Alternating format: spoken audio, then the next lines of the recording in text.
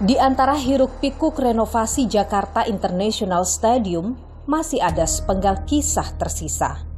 Nasib warga gusuran stadion mewah di utara Jakarta. Alih-alih tinggal di rusun yang dipersiapkan, mereka memilih bertahan di kawasan JIS dengan hidup nestapa. Ada apa? Saya akan mencari jawabnya.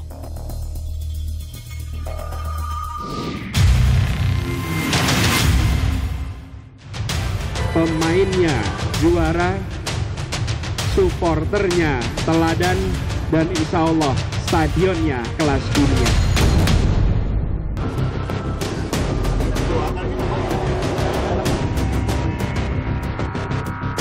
Existing sekarang hanya 1, jadi akan kita tambah lagi 5 akses lagi.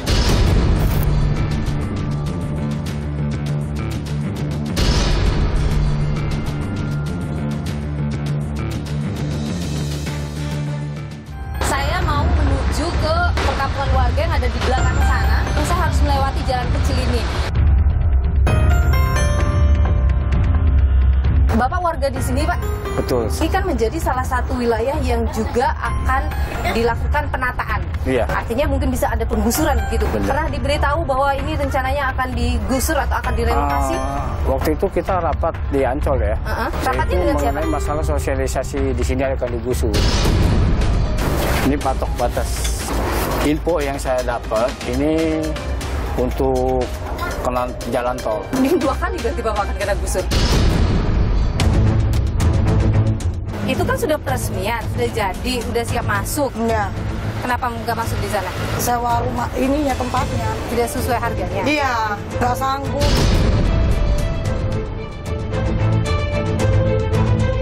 Mbak Tuti sendiri atau ada orang lain juga yang tinggal di sini? 7 kakak. 7 kakak, ada berapa orang, Bu? 35 jiwa. Ini tempat tidur untuk anak-anak? Iya, bareng-bareng kita bertiga, umpel-umpelan. Sampai kapan mau bertahan di sini? Kawasan penunjang itu masih belum mendukung keberadaan JIS yang megah ini? Belum. Tapi kan sudah ada hotel di Kemayoran dekat. Di Ancol ada. Kita mau bangun di mana lagi? Artinya masih harus ada pembebasan lahan ya? JIS, Jakarta International Stadium, digadang-gadang menjadi stadion terbesar dan termegah di Asia Tenggara.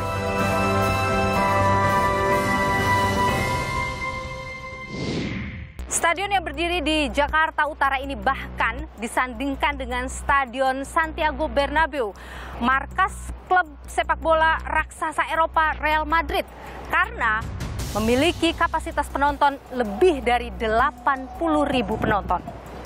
JIS disebut tengah dipersiapkan sebagai salah satu stadion penyelenggara Piala Dunia U17 November mendatang. Namun, JIS dianggap belum memenuhi standar FIFA. Makin ramai kala Buro Happold, perusahaan konsultan desain terkemuka asal Inggris, buka suara. Buro Happold menyatakan sejumlah aspek pembangunan JIS tidak sesuai panduan. Hal ini sekaligus mengklarifikasi peran dan kontribusi Buro Happold dalam pembangunan JIS. Buro Happold menegaskan tidak mendesain dan tidak terlibat dalam pekerjaan konstruksi. Buro Happold hanya membuat panduan desain JIS serta memberikan jasa konsultasi selama Desember 2018 hingga Maret 2019. Kami lantas mencari arsitek yang ikut mendesain JIS untuk mencari tahu di mana letak ketidakstandaran JIS, karena mulai dari akses pintu masuk hingga rumput jadi sorotan. Kelihatan sekali bahwa akses memang ke arah stadion, memang daya dukung lahannya memang belum sesuai dengan satu gedung fungsi stadion olahraga yang kapasitasnya begitu besar. Dalam master plan sebenarnya ada 4 akses atau pintu masuk menuju ke Jakarta International Stadium, yakni rem barat, rem timur, pintu utara, dan pintu selatan. Rem barat merupakan pintu masuk utama yang difungsikan dan telah terintegrasi dengan halte Transjakarta. Sebagai pintu utama, rem barat juga digunakan oleh tamu VIP, VVIP, pemain, serta ofisial hingga media. 3 pintu lain yakni rem timur yang berdekatan dengan Danau Cincin belum dibuka karena terdapat perlintasan rel kereta api. Pintu utara rencananya akan dibangun stasiun komuter lain atau KRL. Saat ini pembangunan stasiun KRL sudah sampai tahap penyelesaian peron. Dan pintu selatan belum dibuka aksesnya karena berada di kawasan perumahan warga dan persawahan. Existing sekarang hanya 1. Menurut saya ini menurut bahaya. Ya. Security-nya apalagi di lingkungannya lingkungan penduduk. Masalah pembebasan lahan di sejumlah titik sekitar kawasan Jakarta International Stadium ini disebut masih jadi penghambat. Sejumlah warga diketahui menolak pembangunan, bahkan disebut ada yang menolak memberikan lahan sehingga pintu akses JIS belum bisa dibuka secara keseluruhan. Benarkah? Saya akan mencari tahu, saudara, sekaligus juga mengajak Anda untuk melihat dampak dari pembangunan Jakarta International Stadium ini terhadap kehidupan sosial masyarakat yang ada di sekitaran sini, saudara. Ikuti saya.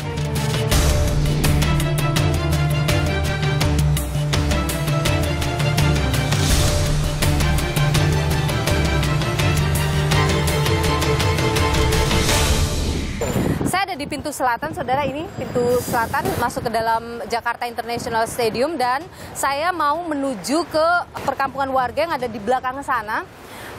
Tapi sayangnya saya tidak bisa menggunakan akses pintu selatan ini untuk menuju ke belakang. Saya harus melewati jalan kecil ini. Dan jalan kecil ini juga yang digunakan atau dimanfaatkan oleh warga untuk keluar masuk dari perkampungan mereka, untuk anak-anak mereka sekolah atau aktivitas lainnya. Ikuti saya ke dalam, saudara.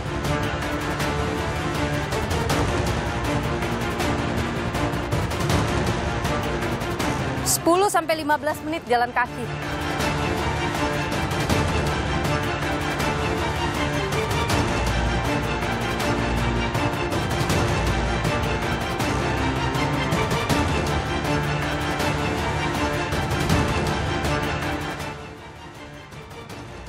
Ini kabel listrik dan ini masih aktif, tapi ini sangat berbahaya karena lapisannya sudah terkelupas sih. Kalau misalnya warga aktif lewat sini kenapa-napa, bisa saja tersengat oleh listrik ini. Jadi kalau Anda lihat sebelah kiri saya ini Danau Cincin, sebelahnya itu ada permukiman warga yang harusnya juga dilakukan pembebasan lahan. Sementara sebelah kanan ini adalah Jakarta International Stadium.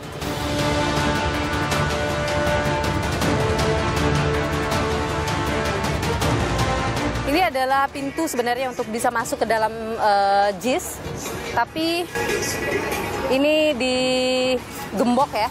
Kalau informasi yang saya dapat dari warga, akses ini hanya diperuntukkan dalam keadaan darurat saja. Pun saya coba untuk minta izin bisa memarkirkan kendaraan di dalam sini untuk bisa mengakses ke perkampungan warga ini tidak bisa. Nah, ini juga sedianya disediakan sebagai pintu keluar timur. Harusnya bisa lewat di sini begitu. Ini tapi masih terhalang karena masalah pembebasan lahan warga di sini. Kita coba untuk dapat informasi lebih banyak soal warga yang ada di sini. Pak, ini lu. Bapak rumah di sini? Iya. Punya sertifikatnya? Belum. Jadi? Tanah begitu aja. Hanya menggunakan saja? Ya, betul. Tinggal di sini udah berapa lama tuh, Pak? Setelah gusuran dari situ. Oh, Bapak dulu rumah di dalam situ juga, betul. Terus gusur di sini? Iya. Ini kan juga mau digusur kan untuk pembangunan JIS? Saya belum tahu pasti kapan kan belum tahu. Oh, dia ini jadi pintu untuk pintu keluar ya? Gitu kan.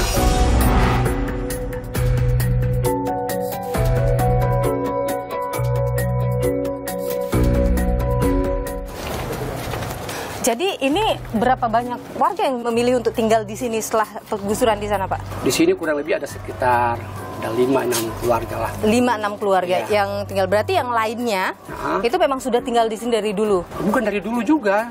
Sini kan pernah digusur juga gitu dulu. Oke. Nah, lalu ketika gusur tidak dibangun-bangun lagi sama pemerintah, difungsikan lagi sama warga. Akhirnya warga balik lagi? Iya. Tinggal lagi di sini? Oke. Nah, Pak Paul dulu waktu di sana itu aktivitasnya apa? Bimbel dengan belajar buat anak-anak SD, juga SMP. Nah, tiba-tiba ada penggusuran. Nah, kami mikir juga agar anak-anak ini mesti mengerti tentang pendidikan kan. Akhirnya? Nah, aku cari lagi. Di sinilah. Nah, dapat di sini, iya. Oke. Dulu rumah Pak Paul yang di JIS begini juga? Enggak, bagus banget. Berapa luasnya waktu itu Pak Paul? Luasnya sih nggak terlalu luas, tapi cuma karena dia tingkat kan. Oh, jadi tingkat, ada 2 tingkat gitu ya. Kita masuk lihat. Oke. Ini Pak Paul mengajar di sini, tidur juga di sini? Iya. Bapak tinggal di atas sih? Iya, di atas. Boleh tidak saya Boleh, lihat? silakan. Boleh.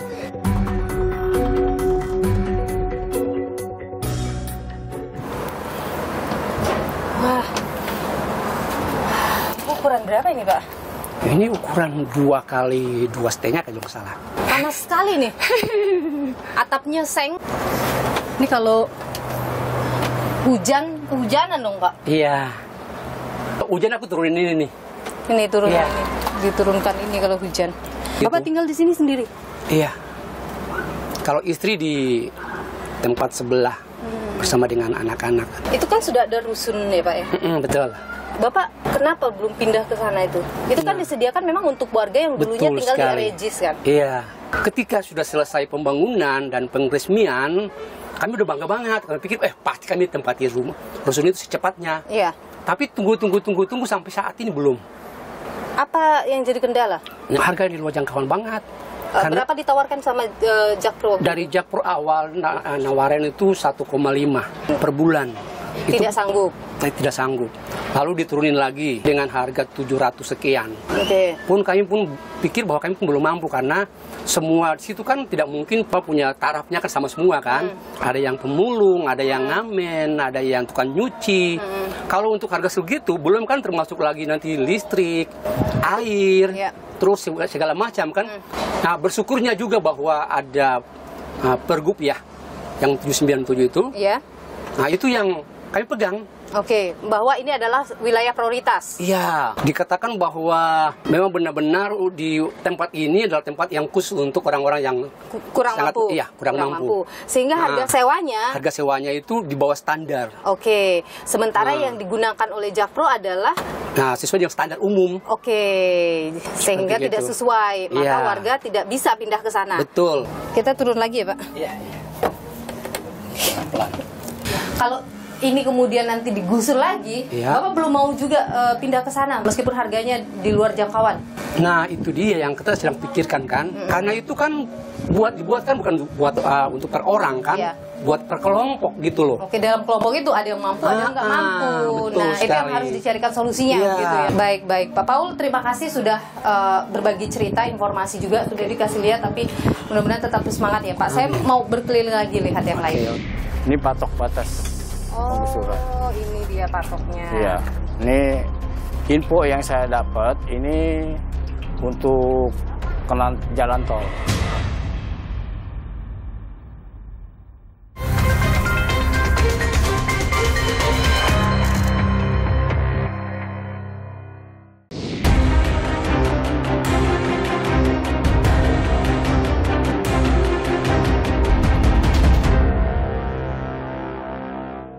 Mbak Serli, Halo, Mbak apa Nilu. kabar? Sehat? Sehat, Mbak Oke, Nilu. Mbak Serli ini salah satu warga yang juga menolak untuk pindah ke rusun itu ya?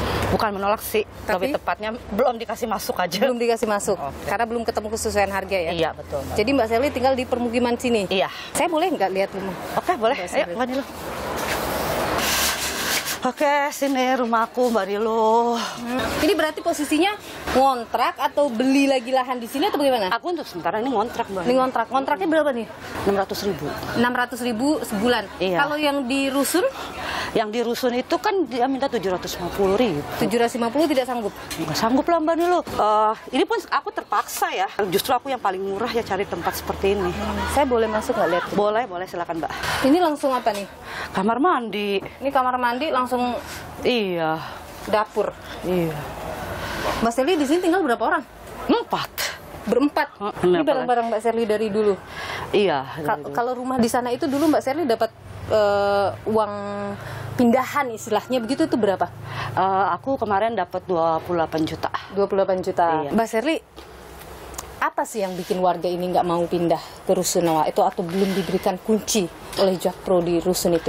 Ya karena dari awal itu tidak ada kesepakatan soal harga gitu loh. Warga kemampuan warga itu ya minimal ya seenggaknya 600, Mbak. Memangnya dari awal itu tidak diberitahu oleh pihak Jakpro misalnya atau yang membangun itu bahwa nanti harga rusunnya ini segini gitu? Ketika tanggal 18 Oktober setelah peresmian baru kita udah dikasih tahu harga. Padahal kita udah pegang nomor unit. Kenapa waktu awal membangun itu dibangun warga tidak bertanya, Pak, nanti rumah rusun itu harganya berapa? Namanya kita juga termasuk yang seperti kampung-kampung prioritas yang lain ya. Ini kan udah ada di Kepgub ya. Jadi kita pikirnya udahlah berarti ini kita kampung prioritas. Oke. Jadi kalau kampung prioritas harganya? Harganya kalau untuk gedung yang 4 lantai itu maksimal itu 394. Oke.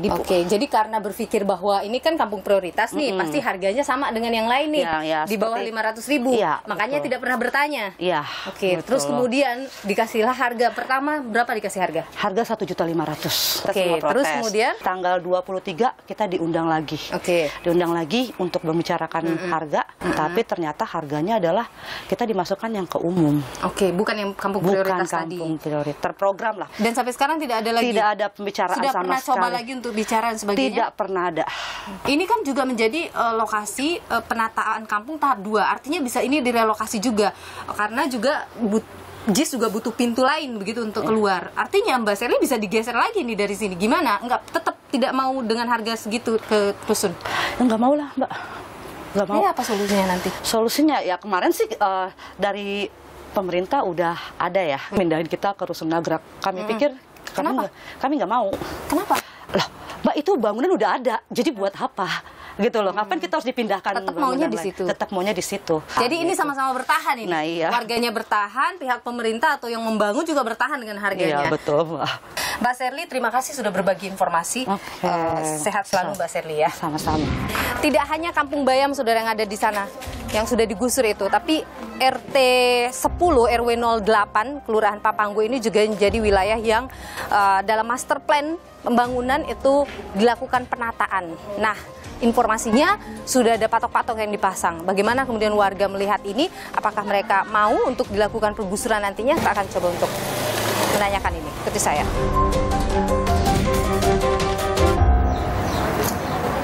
Permisi. Mbak. Pak, maaf mengganggu. Bapak warga di sini, Pak? Betul, saya pindahan dari Kebun Bayam, Mbak. Oh, dulu Bapak di Kampung Bayam itu ya? Korban gusuran dari JIS. Terus kemudian Bapak tinggal di sini? Iya. Ini masih satu kelurahan ya dengan kampung di sana? Oke. Jadi ini adalah RW 08 RT 10. RT 10. Iya. Kelurahan Papanggo ya? Iya. Oke. Bapak tinggal di sini rumah sendiri atau rumah sendiri? Rumah sendiri. Iya. Beli di sini ya. Kalau kita lihat dalam master plan nih Pak, pembangunan ini kan menjadi salah satu wilayah yang juga akan dilakukan penataan. Iya. Artinya mungkin bisa ada penggusuran begitu. Bapak pernah dengar hal seperti itu juga? Iya. Diberitahu bahwa ini rencananya akan digusur atau akan direlokasi? Waktu itu kita rapat di Ancol ya. Rapatnya itu dengan siapa? mengenai masalah sosialisasi di sini akan digusur. Oke. Itu juga kan ada patoknya. Mana patoknya? Boleh lihat, Pak? Boleh. Oke, kita lihat coba patoknya. Ini patok batas penggusuran. Oh, ini dia patoknya. Iya. Ini info yang saya dapat ini untuk jalan tol. Oke. Ini rumah Bapak? Iya. Oke, baik. Ini rumah Bapak. Ini patok ini menandakan batasnya akan sampai di sini gusur atau mulai dari sini atau gimana? Sampai di sini. Sampai di sini. Berarti yang ke sana itu tidak ada?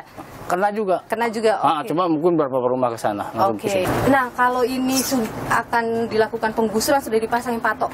Bapak gimana, Pak? Kalau di 2 kali berarti Bapak akan kena gusur? Ya kalau sepanjang itu masih manusiawi, tetap kita juga nggak mau menghalangi program pemerintah ya. Artinya kita apresiasi lah ya. Cuma tolong kita juga kan manusia. Perlu dari sini kita punya tempat tinggal, perlu tempat tinggal yang baru. Dan belum dikasih tahu juga kapan mungkin penggusuran bisa dilakukan? Belum ada. Saya juga tanya-tanya warga sini, bahkan saya tanya ke Pak RT juga belum ada yang tahu. Belum ada yang tahu ya. Belum tapi kapan pelaksanaannya itu. Oke, tapi intinya sudah diberitahu dan sudah dibikinkan patok, itu artinya sudah dipastikan dan Bapak tidak apa-apa kalau digusur asalkan kompensasinya sesuai. Iya. Kalau dari warga-warga sekitar nih Pak, info yang Bapak dapat, mereka mau gitu digusur Pak? Mau ya, rata-rata mau gitu ya, nggak ada masalah soal itu. Pak, kalau misalnya ngomongin pembangunan JIS itu Pak, apa yang Bapak merasakan dampak positifnya begitu buat warga sekitar, dampak ekonominya misalnya? sampai hari ini ya, itu belum berdampak positif ke warga sini. Artinya warga sekitar Rusuh di situ nggak ada yang dipekerjakan di situ. Sampai hari ini pun JIS udah beroperasi, terbangun begitu, bahkan udah ada aktivitas di situ ya, walaupun belum full. Kita lihat sendiri karyawan itu security kalau tidak ada dari kita nggak kenal, tidak ada dari sini diperdayakan. Satu dua ada, tapi artinya kan itu bukan mewakili. Tapi warga itu mengharapkan kalau ada pembangunan besar di satu titik, setidaknya warga sekitar diberdayakan itu. gitu ya. Ya, seperti Oke, itu. Harapannya seperti itu. Itu harapan Bapak. Baik, Pak Asep, terima kasih sudah berbagi informasi sama saya di Niluh. Sehat selalu ya Pak Asep. Saya pamit. Mari. Sama-sama. Mbak Tuti sendiri atau ada orang lain juga yang tinggal di sini? 7 kakak. 7 kakak, ada berapa orang, Bu? 35 jiwa. Ini tempat tidur untuk anak-anak? Iya, bareng-bareng kita bertiga, umpel-umpelan. Sampai kapan mau bertahan di sini?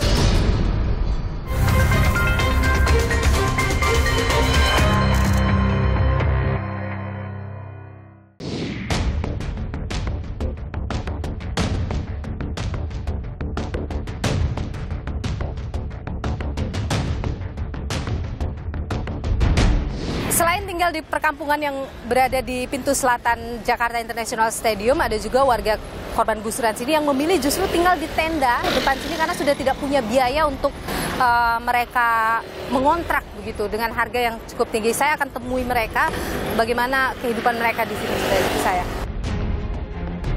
Permisi. Iya.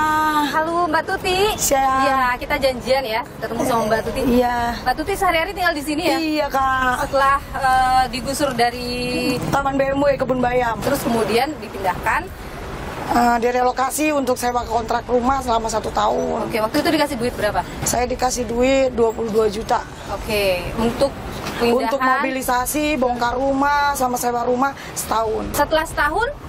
Ya, setelah setahun saya tidur di pinggiran rel, kena gusur lagi karena lanjut ini proyek tol. Oh, loh. Tapi kan di belakang situ udah disiapkan rusun Mbak Tuti ya? Belum jadi waktu itu. Jadi sambil saya menunggu itu udah peresmian, udah jadi, baru saya pindah ke sini. Oke, nah itu kan sudah peresmian, sudah jadi, udah siap masuk. Iya. Kenapa nggak masuk di sana? Tidak sesuai. Tidak sesuai harganya? Iya. Mbak Tuti nggak sanggup membayar? Nggak sanggup lah, orang saya nggak ada kerja gaji bulanan. Oke, tapi Mbak Tuti ini dagangan sendiri ya? Dagangan sendiri. Jadi sehari-hari Mbak Tuti dari berjualan iya. Mbak Tuti sendiri atau ada orang lain juga yang tinggal di sini? Di sini yang tidak punya tempat tinggal ya 7 kakak. 7 kakak.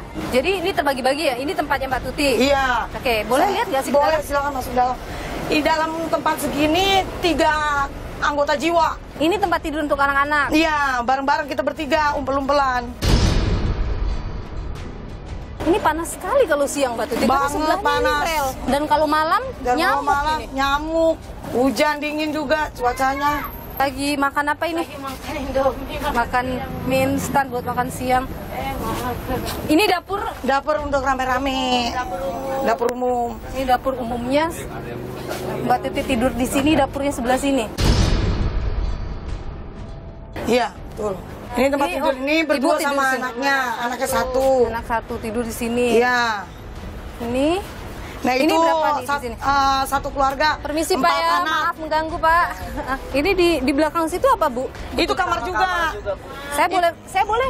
Boleh, silakan. Di situ nempatin 6 jiwa, 1 keluarga, 4 anak, 2 suami istri. Ini tempat di sini sholat. 1 keluarga. Ini 1 keluarga lagi di sini? Iya. 1 keluarga buat 4 orang. Ini? Anak 2. Yang iya. segini ini? Iya. Kan 7 keluarga. Ini kalau Anda lihat, ini ada rel. Ini tuh adalah sebenarnya pintu untuk masuk. Iya, pintu utama Kampung Susun Bayam, langsung lurus. Kalau mandi di mana? Mandi itu kamar mandi. Nah, inilah kami bikin jamban dadakan. Airnya dari mana ini, Bu? Air sumur dari PJKA. 7 kakak ada berapa orang, Bu? 35 jiwa. Tidur 1 atap tenda biru. Kalau listrik dari mana? Ini saya tidak lihat ada lampu. Listrik dari tenaga surya. Nah, ini untuk listrik. Itu buat malam. Ada di atas ini panelnya. Oke. Anak-anak belajarnya di sini. Iya. Belajar di sini, tidur di sini, makan di sini. Yang lainnya itu apa kegiatannya? Ada yang ojek, ngamen, mulung, nyuci gosok. Penghasilan berapa Bu bisa dapatnya? Nggak tentu, sehari paling 30.000, 20.000. Kalau lagi sepi-sepi ya nggak dapet. Tapi Ibu dagang di sini dengan sudah adanya JIS gitu, penghasilannya naik atau gimana? Kalau ada event aja lumayan, bisa dapat 200-300 sehari. Udah berapa kali Bu ngerasain rame-ramenya JIS ini? Sekali doang kemarin konser Dewa. Warga begitu yang dulu tinggal di sini, apa pernah tidak ditawarkan untuk nanti bisa buka kantin atau apa di dalam? Ditawarkan. Tapi koperasi yang mengelola, bukan perorangan. Ibu nggak mau? Saya kan udah ikut koperasi. Oh, Ibu koperasi yang lain? Iya. Oke, tapi kalau misalnya dikasih Ibu mau? Mau banget. Itu namanya udah peluang besar kan. Sampai kapan mau bertahan di sini lalu? Sampai benar-benar layak bisa untuk menempati dan segera menerima kunci masuk, tidur nyenyak, anak-anak bisa istirahat tenang, pulang sekolah juga bermain, tidak di pinggir jalan, kan gitu. Tapi harganya sesuai dengan kemampuan kami. Baik, Bu Tuti, terima kasih ya Bu Tuti. Sama-sama, sudah berbagi informasi di sini.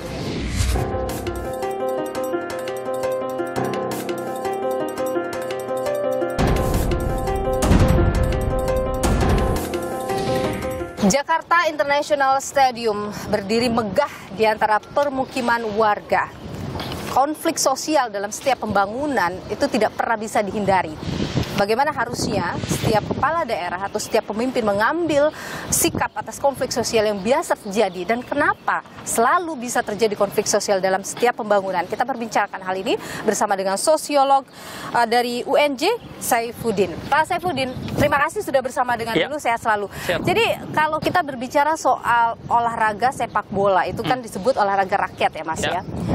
Pembangunan satu fasilitas olahraga rakyat seperti stadion itu kan satu hal yang biasanya kita bikin bangga gitu, bangga rasanya berdiri di satu kota punya stadion besar untuk olahraga rakyat itu. Tapi kalau Anda melihat dalam setiap pembangunan fasilitas olahraga stadion misalnya, apakah memang selalu menyisakan konflik sosial? Ketika ada pembangunan atau dalam hal ini misalnya JIS ya, pasti akan mengorbankan kehidupan pada masyarakat di sekitar lahan tersebut. Pemerintah mau tidak mau akan melakukan penggusuran. Nah, penggusuran ini yang pasti menyisakan berbagai persoalan-persoalan sosial di masyarakat. Pemerintah tidak serta-merta memindahkan tempat tinggal warga setempat saja, tetapi juga di situ ada harapan, ada kehidupan yang harus bisa diakomodasi oleh pemerintah setempat dalam hal ini misalnya pekerjaan atau akses pendapatan bagi masyarakat. Artinya kalau misalnya pemerintah memberikan kompensasi atas pergusuran itu tidak selesai sampai di situ. Kompensasi ini kan sifatnya material, akan habis.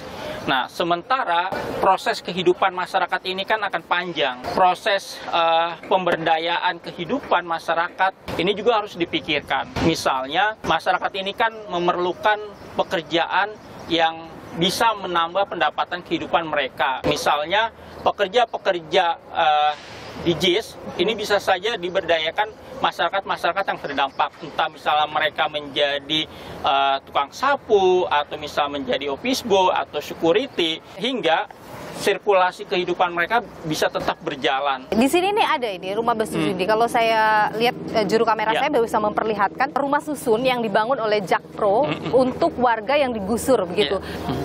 Tapi warga tetap tidak mau dengan alasan maunya harganya di bawah 500.000. Nah, artinya sebenarnya pemerintah mencoba menghadirkan solusi tadi itu, tapi tidak bisa. Bagaimana Anda melihat hal seperti itu? Hal yang paling bisa ditempuh adalah bagaimana bisa meningkatkan pendapatan warga supaya mereka bisa tetap mengakses dengan nominal yang sudah ditetapkan oleh PT Jakpro itu sendiri. Yang tadi saya sampaikan, memberdayakan mereka menjadi pekerja di JIS. Dan nanti tiap bulannya sudah otomatis dipotong gaji untuk biaya tempat tinggal. Itu mereka. Bisa jadi solusi itu begitu bisa ya. Jadi solusi misalnya. Ya, mudah-mudahan itu dikalkulasi oleh pemerintah selanjutnya yang kemudian mungkin bisa mencarikan solusi. Persoalan jadi semakin kompleks karena ada simbol yang namanya local strongman. Adalah orang-orang lokal masyarakat yang punya kepentingan yang juga menjadi penggerak supaya masyarakat juga ikut menolak. Nah, oleh karena itu pendekatan yang harus digunakan adalah pendekatan berbasis terhadap masyarakat sekitar dengan melibatkan masyarakat sekitar, yang dimana pemerintah tidak hanya berjalan sendiri, tetapi juga bisa melibatkan antar pihak. Semuanya adalah soal komunikasi. Yes. Mas Saifuddin, sosiolog dari UNJ, terima kasih sudah berbagi pandangan di Nilu. Sehat selalu, Mas. Siap. Waktu pembebasan lahan JIS ini juga sampai sekarang masih ada masalahnya. Warga belum mau pindah ke, bukan belum mau, tidak bisa pindah ke rusun itu karena harga yang tidak sesuai. Kalau gubernurnya masih Anies Baswedan, masyarakat Bayam udah ada di situ.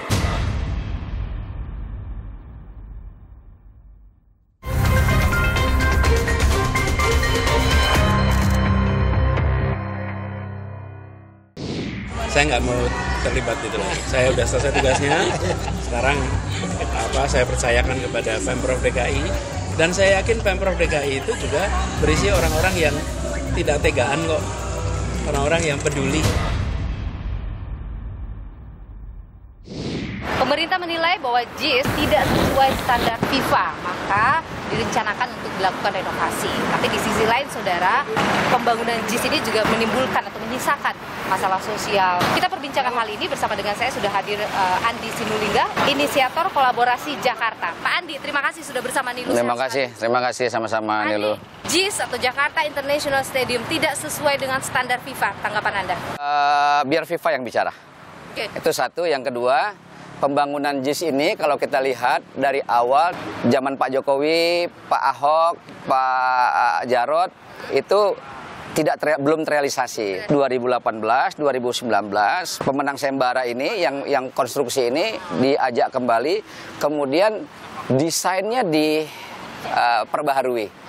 Karena pada waktu itu kapasitasnya nggak 82.000. Menggunakan Bureau Hapol sebagai konsultan untuk memberikan panduan. Dua hal, pertama FIFA Stadium standar. Yang kedua adalah menjadikan JIS ini menjadi kawasan ekonomi nih. Kalau konsep Bureau Hapol itu kan di stadion ini ada apartemen, kemudian ada mall, sehingga ini menjadi kawasan bisnis bener nih. Nah, itu yang tidak ada di sini itu. Pertama, lahannya tidak mencukupi, tidak mungkin lagi dilakukan itu kecuali ada perluasan lahan, penambahan kawasan di luar JIS. Yang contoh di Waduk Cincin, di situ masih ada lahan. Kalau itu dimanfaatkan oleh private sector, mungkin bikin apartemen, bikin mall, itu bisa terintegrasi kan sama JIS kan. Kawasan penunjang itu masih belum mencukupi atau belum mendukung keberadaan JIS yang megah ini? Belum. Tapi kan sudah ada hotel di Kemayoran dekat. Di Ancol ada. Nah, kita mau bangun di mana lagi? Artinya masih harus ada pembebasan lahan ya sekitar sini. Sekarang coba Anda lihat bangun GBK itu berapa tahun. Ketika Ibu Tin bangun Stadion Manahan Solo, itu lihat sampai berapa tahun sehingga dia bisa seperti sekarang ini misalnya. Itu. Masalah pembebasan lahan itu kan bukan hal mudah. Bisa itu dilakukan, Pak Andi? Ini dulu masalahnya pembebasan lahan bisa dilakukan. Ini juga masih meninggalkan masalah ya? Zamannya Pak Anies Gubernur, masalah sodetan Ciliwung juga pembebasan lahan selesai. Waktu pembebasan lahan JIS ini juga sampai sekarang masih ada masalahnya. Warga belum mau pindah ke, bukan belum mau, tidak bisa pindah ke rusun itu karena harga yang tidak sesuai. Kalau gubernurnya masih Anies Baswedan, masyarakat Bayam udah ada di situ. Jadi warga belum pindah ke sana karena Anies sudah selesai masa jabatannya jadi gubernur? Faktanya begitu. Ketika waktu Anies selesai tanggal 16 Oktober, itu masih belum rampung 100%. Sudah selesai. Tapi kenapa tidak di zaman Pak Anies misalnya harga sudah ditentukan sehingga pada saat dia selesai tidak ada masalah lagi, warga langsung bisa masuk saja? Itu urusannya sama Jakpro menurut saya. Yang pasti Anda bisa lihat bahwa ini sebagai sebuah stadion sudah luar biasa. Kalau dibilang kurang sempurna, saya mengatakan akses menuju JIS-nya perlu disempurnakan. Itu yang perlu digarisbawahi. Bahwa ini memang masih belum sempurna, masih perlu untuk disempurnakan, dan itu butuh waktu. Udah pasti butuh waktu. Oke, selain itu apa sih lagi hal yang disebut oleh Bureau Hapol tidak sesuai dengan panduan Bureau Hapol di awal? Jarak dari penonton ke pemain. Itu krusial? Tidak krusial karena kita mengikuti peraturan pemerintah Menpora. Jadi meskipun misalnya tidak sesuai dengan standar FIFA jarak penonton, itu tidak masalah, tetap bisa dipakai untuk pertandingan internasional. Tidak masalah, sama kayak di stadion-stadion lain. Jadi saya katakan apa yang belum sempurna dari JIS ini adalah apa yang belum sempurna, akses menuju JIS. Menurut saya, kalaupun ini nanti dipakai untuk Piala Dunia, kalau RAM timur belum dipakai, harusnya sudah terakses di barat, di selatan, dan kemudian di utara dengan KRL. Itu cukup menampung 80.000 lebih penonton. Kedua, kalau kita lihat misalnya dalam kasus konser Dewa 19 misalnya, itu kan dipermasalahkan. Konser Dewa itu selesainya saja jam 12 lewat, mulainya terlambat. Mereka jam 12 nggak operasi lagi gitu. Jadi itu soal I.O. Nah sekarang lihat waktu peresmian JIS yang sampai 70.000.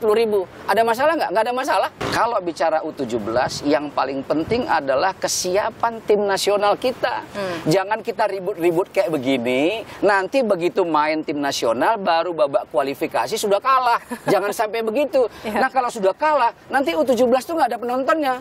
Karena pasti kita yang meramaikan stadion itu. Jadi menyiapkan timnya lebih penting daripada ribut-ribut soal teknisnya ya. Ini urusan teknis, ini tim teknis PSSI aja. Pejabatnya nggak usah ngomong-ngomong terlalu ini gitu, terlalu rame. Pak Andi Sinulinga, inisiator kolaborasi Jakarta, terima kasih sudah berbagi pandangan di Niluh. Sehat selalu Pak Andi. Sama-sama. Rencana pembangunan Jakarta International Stadium sebenarnya sudah ada sejak zaman Gubernur Fauzi Bowo. Kami ajak Anda melihat sejarah pembangunan Jakarta International Stadium, juga stadion termegah lainnya yang dimiliki oleh Indonesia, Gelora Bung Karno.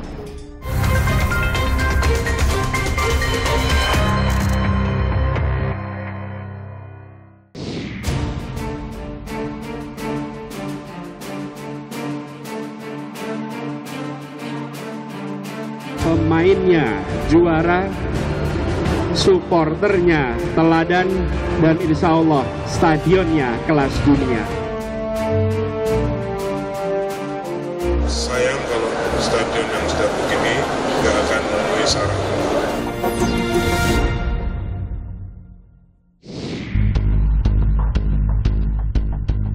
Jakarta International Stadium JIS digadang menjadi stadion kelas dunia. Namun JIS disebut belum layak untuk pertandingan Piala Dunia U17 yang rencananya digelar November 2023.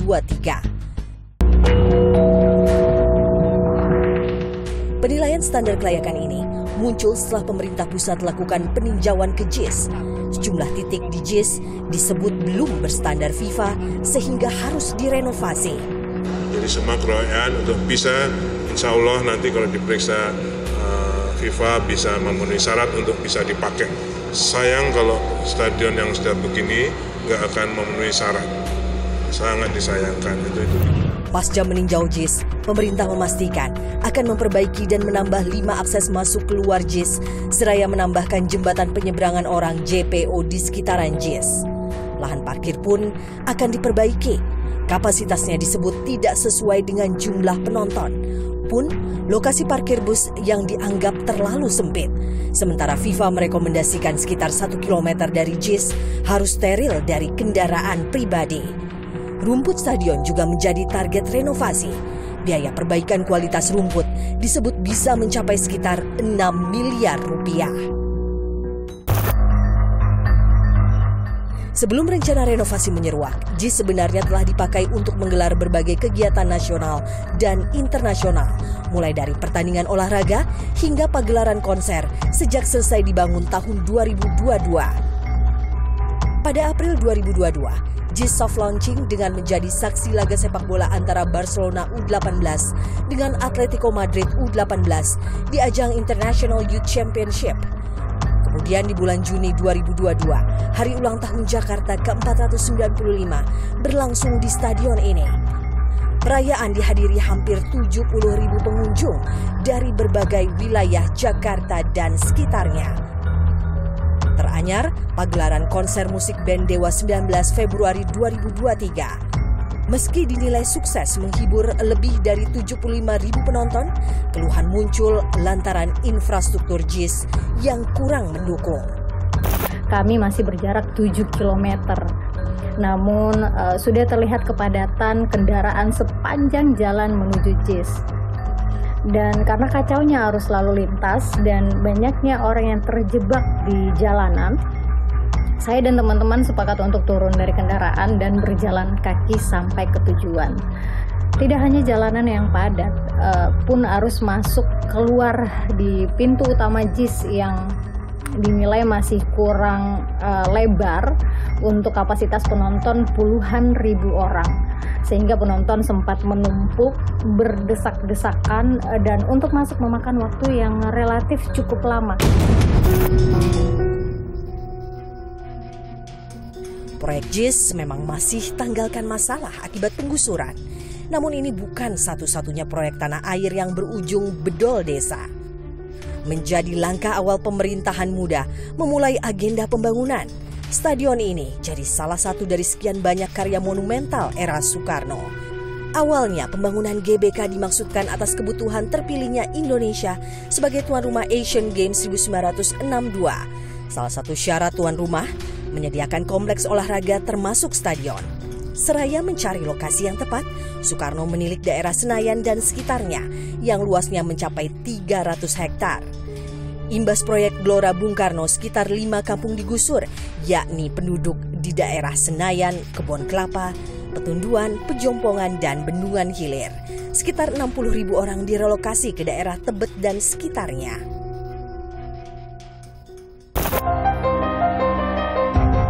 Jakarta International Stadium menjadi salah satu representasi Indonesia di mata dunia. Tidak elok ketika pembangunannya diimbuhi dengan peliknya isu politik serta merugikan warga di sekitaran stadion. Alangkah baiknya pembangunan monumental menjadi tonggak kemajuan negara dan rakyatnya.